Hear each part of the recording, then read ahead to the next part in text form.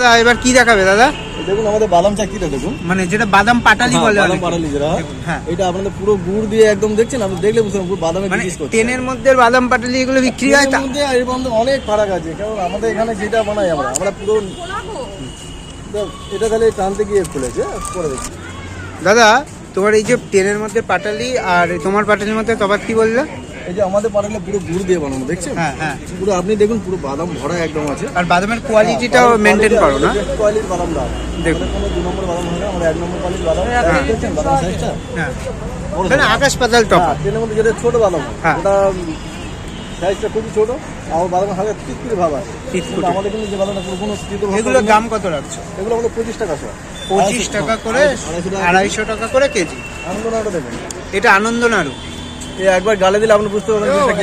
খুব নরম, আমি সাথে খেয়েছি, খুব সুন্দর, খুব সুন্দর, কেমন খেতে? কেমন? খুব ভালো খেতে, খুব খেতে ভালো। খুব সুন্দর টেস্ট। দেখুন দেখুন দেখুন, এটা মনে হচ্ছে 200-250 টাকা করে নিয়েছিল। 250 টাকা, মানে দুর্দান্ত খেতে।